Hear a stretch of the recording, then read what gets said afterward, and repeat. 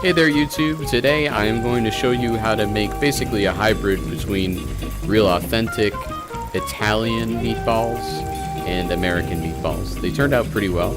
I enjoy making them. It's pretty easy. Just gotta have time on your hands. So here I start with chopping up an onion. I have also a garbage bowl next to me that I'm gonna put in front of you to show you. They're really handy, especially when you have a lot of ingredients. You can throw a lot of your garbage in there. And if stuff has stickers on it, you know, or whatever packaging, just get a bigger bowl. Here I'm showing you that there's growth here. Who cares? I just cut around it. I use kind of my reject onions for the sauce. Here I believe I'm using a sweet onion, but it's kind of a small sweet onion. But yeah, I just use sweet onions in general. I know you're not supposed to, but I'm a rebel. So here we got a little time lapse of me dicing it up. When you dice stuff, it cooks faster.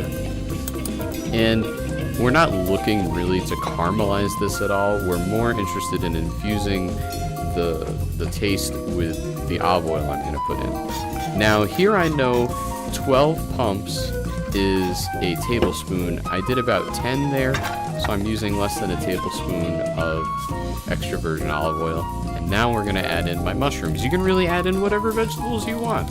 I'm just essentially slowly sauteing them, and they're going to add flavor to the sauce. You also don't have to do this, but you should at least start with an onion.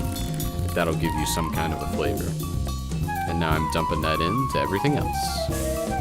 So it's been on for a little bit of time and we're getting reduced, so I'm obviously just gonna stir it and we'll go from there. The idea is you do not want to do this quickly. You want it to just cook. The entire thing should not be done quickly. This is not something to rush. I generally take at least a couple hours to do this particular process. I'm trying to even it out and just distribute the oil that's in there and just get everybody coated and have it roll. So while I'm waiting for that, I'm gonna wind up taking out my beef. So I'm gonna take the beef and just season it.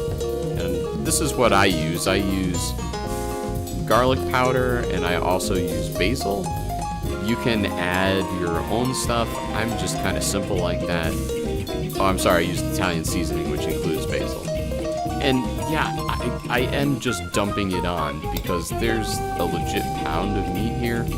And even then, this didn't really come out excessively garlicky or excessively herby. I do like a lot of herbs in it though. So now what I'm going to do is just take it and flip it over and do the same thing.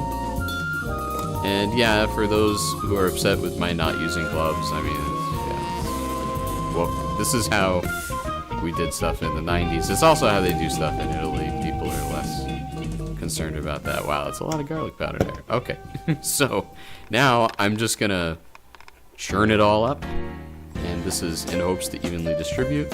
And here you can see me I'm making a ball about the size of my palm. They vary. I don't care about portion control here. It doesn't really matter to me.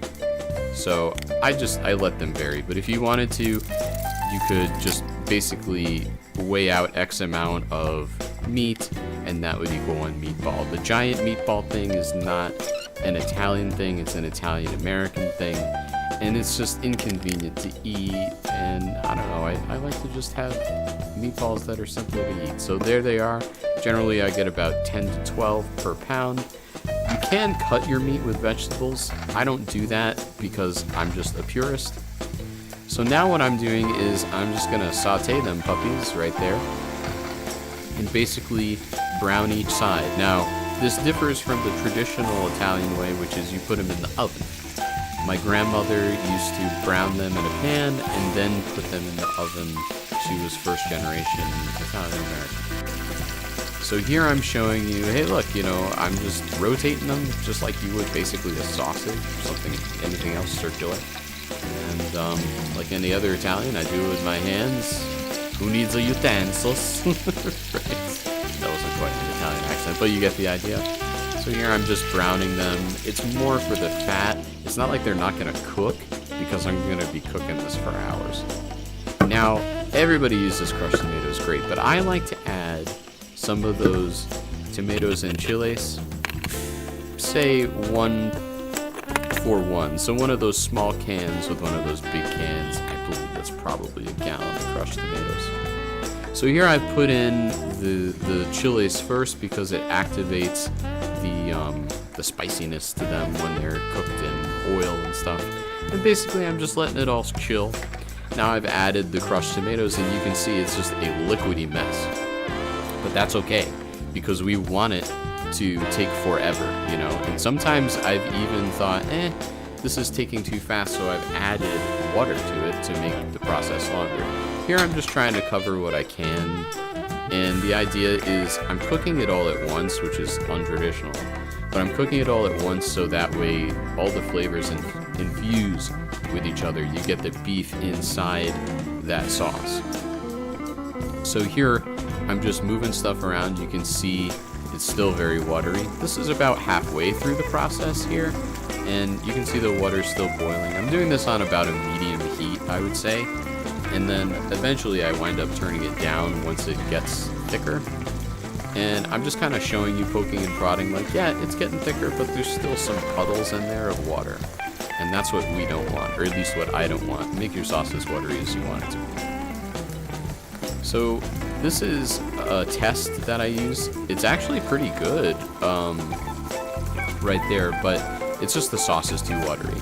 It's adhering to the piece of bread, which is great. This is also incidentally how you should try this stuff. Just stick a piece of bread in there, eat it, but it's just too liquidy for me. So one of the ways to get rid of the liquidiness, and I use cheese anyway, is to just dump a boatload of cheese in there, which is what I did. That's Parmigiano Romano. And you can see that it thickened it up. And yeah, it's looking pretty nice and steamy there. Yeah, so it's turning out pretty good. This is probably about, 3/4 of the way through the process. And now we have essentially the finished product. So I didn't like this. It was a little bit too oily. I mean, I liked the sauce. It turned out great. But it was just too greasy for my taste. So the next time what I did, since I was using a non-stick pan, was I used even less olive oil, and that helped. I'm using a lean beef, but it still came out a little bit fatty. So yeah, you gotta experiment and mess around. So this was the final outcome here. And it was a spicy meatball. Take 28. Out, Tony, and action. Mamma mia, that's a spicy meatball. Cut. What was the matter with that? The accent. Huh. Cut. Cut. Micey, ballsy, ballsy. Take 59.